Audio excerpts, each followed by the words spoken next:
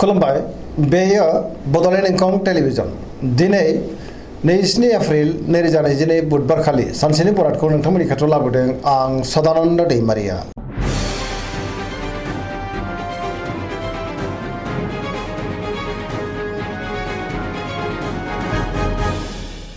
सिगां फरायनो लादों मेष राशि गिबि हांखो अ ल दिनैनि साना मोजां आरो गाज्रिनि गेजेरजों बाबेरलांगोन। गोसोखौ दिनै जोबोर गिलुं गिलुं मोनगोन।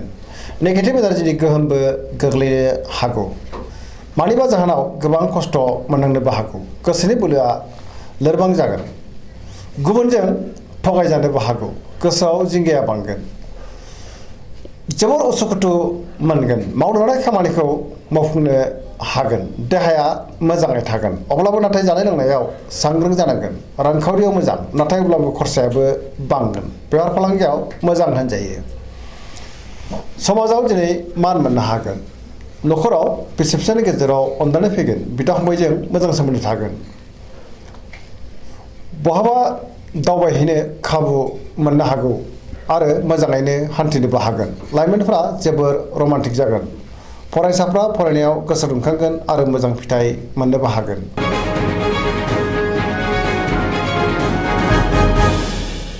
वृष राशि गिबि हांखो इ उ ब दिनैनि साना मोजां आरो गाज्रिनि गेजेरजों बाबेरलांगोन। बयजोंबो गोरोबनो रोंनाय नङा। गुबुननि थाखाय गोबां जेंनायाव गोग्लैनांनोबो हागौ। गोसोखौ दिनै जोबोर उसुखुथु मोनगोन। अब्लाबो नाथाय गोसोआव बोलो बांगोन। मावनो लानाय खामानिखौ मावफुंनो हागोन। समाजाव मान मोनगोन। रांखावरियाव मोजां आयाबो बांगोन। बेफार फालांगियाव मोजां होनजायो। बहाबा थाङोब्ला दिनै जोबोर मोजां आरो मोजाङैनो हान्थिनोबो हागोन। न'खराव बिसि फिसायनि गेजेराव अननानै फैगोन। देहाया मोजाङै थागोन। अब्लाबो नाथाय जानाय लोंनायाव सांग्रां जानाया गाहाम। सेंग्रा सिख्लाफ्रा जोबोर रमान्टिक जागोन आरो गोसोनि साननायखौ फोरमायलायनोबो हागोन।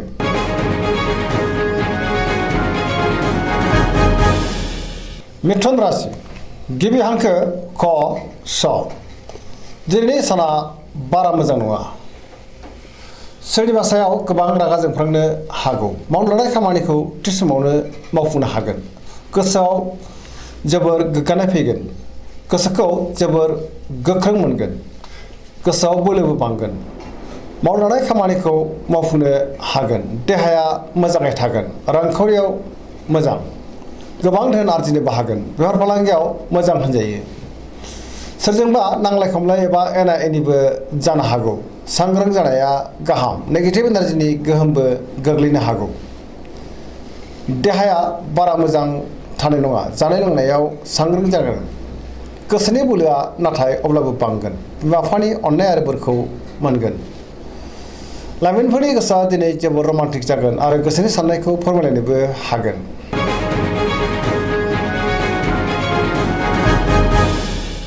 कर्कट राशि गिबि हांखो ड ड ह दिनैनि साना जोबोर मोजां।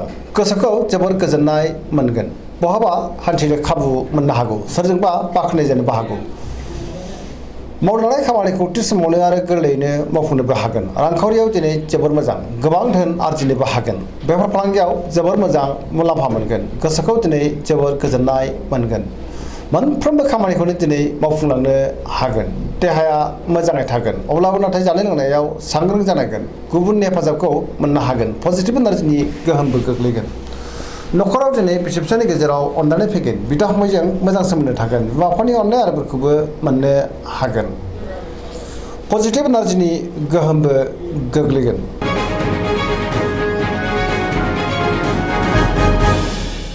सिंह राशि गिबि हांखो म ट दिनैनि साना जोबोर मोजां। गोसोखौ दिनै जोबोर गोजोननाय मोनगोन।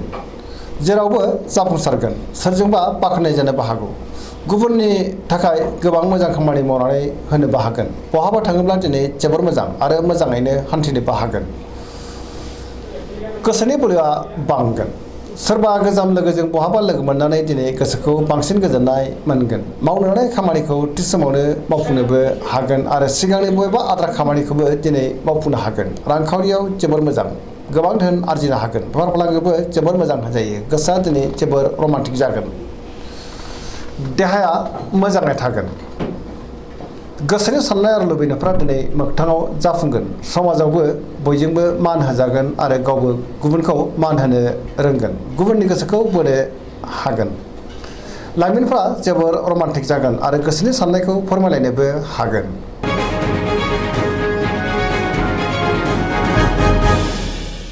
कन्या राशि गिबि हांखो प ट दिनैनि सानाव मोजां आरो गाज्रिनि गेजेरजों बाबेनलांगोन बयजोंबो गोरोबनो रोंनाय नङा गुबुनखौ फोथायनो गोब्राब जागोन सोरबा लोगोजों दान्थे बिदान्थे एबा एना एनिबो जानो हागौ सोरजोंबा नांलाय खमलायबो जानो हागौ गोसोखौ हमथानाया गाहाम गोसोआव गोनो गोथो साननाय फैगोन रांखावरियाव मोजां नाथाय अब्लाबो खरसायाबो बांगोन बेफार फालांगियाव मोजां होनजायो सोरबा गोदान लोगोजों दिनै बहाबा लोगो मोनज्लायनोबो हागौ न'खराव बिसि फिसायनि गेजेराव अननानै फैगोन बिदा फंबायजों मोजां सोमोन्दो थागोन नाथाय अब्लाबो गुबुनजों मोजां सोमोन्दो लाखिनो गोब्राब जागोन गोसोनि साननायफ्रा देबर नांनो हागौ फरायसाफ्रा फरायनायाव गोसो दुंखांगोन आरो मोजां फिथाइ मोननोबो हागोन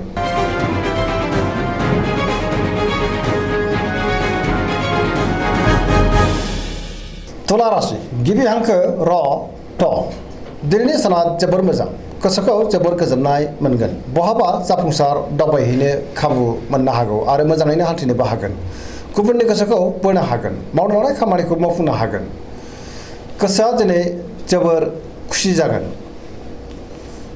गोसोखौ जोबोर गोजोननायबो मोनगोन लाइमोनफोरा जोबोर रमान्टिकबो मोनगोन आरो गोसोनि साननायखौ फोरमायलायनोबो हागोन गोसोनि बोलोआबो बांगोन मावनो लानाय खामानिखौ थि समावनो आरो गोरलैयैनो मावफुंनोबो हागोन देहाया मोजाङै थागोन रांखावरियाव दिनै जोबोर मोजां गोबां धोन आरजिनोबो हागोन आरो बेफार फालांगियावबो मोजां मुलाम्फा मोननो हागोन समाजावबो दिनै गोबां मान मोनगोन गुबुनजों मोजां सोमोन्दो लाखिनो रोंगोन पजिटिभ एनार्जिनि गोहोमबो गोग्लैगोन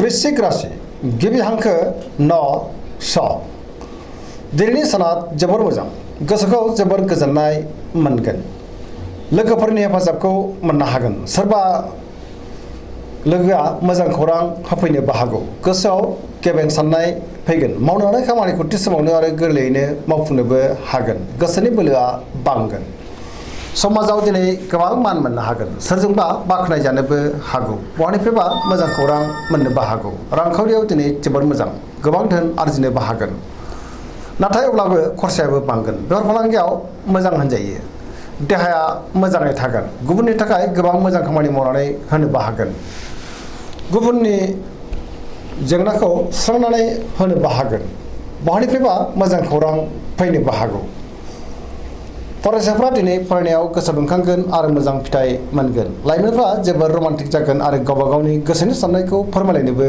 हागोन पजिटिभ एनार्जिनि गोहोमबो गोग्लैगोन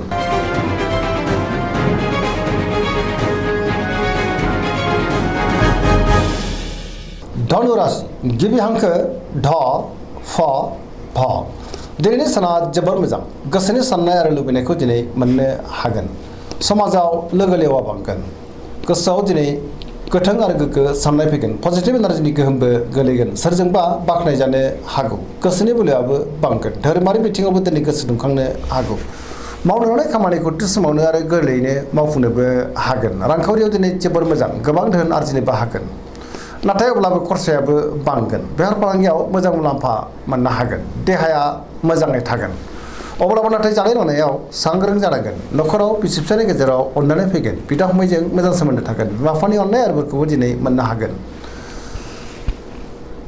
लाइमोनफोरनि गोसोआ दिनै जोबोर रमान्टिक जागोन आरो गोसोनि साननायखौ फोरमायलायनोबो हागोन पजिटिभ एनार्जिनि गोहोमबो गोग्लैगोन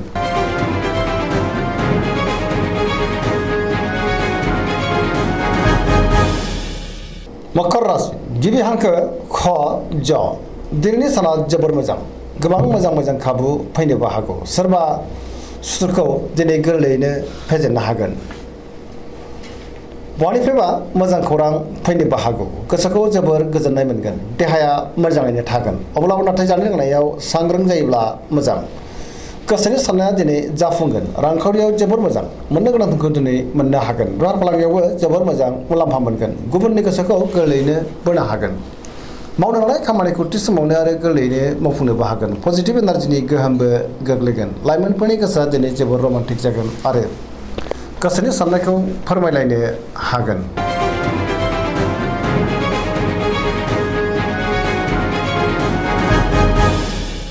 कुम्भ राशि गिबि हांखो ग स दिनैनि साना जोबोर मोजां। सोरजोंबा बाख्नाय जानो हागौ। गोसोखौ दिनै जोबोर गोजोननाय मोनगोन। मावनो लानाय खामानिखौ थि समावनो आरो गोरलैयैनो मावफुंनोबो हागोन। गोबां मोजां खाबु फैनोबो हागौ। बहानिफ्रायबा मोजां खौरां फैगोन।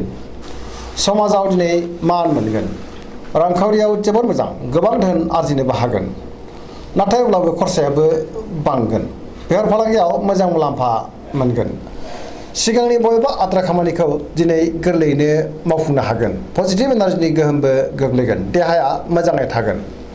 न'खराव दिनै बिसि फिसायनि गेजेराव अनलायनाय फैगोन। बिदा फंबायजों मोजां सोमोन्दो थागोन। बिमा बिफानि अननाय आरिफोरखौबो दिनै मोननो हागोन। गोसोनि साननाय आरो लुबैनाया दिनै मोगथाङाव जाफुंगोन। लाइमोनफोरा बहानिफ्रायबा मोजां खौरां मोननो हागौ आरो गोसोआ दिनै जोबोर रमान्टिकबो जागोन।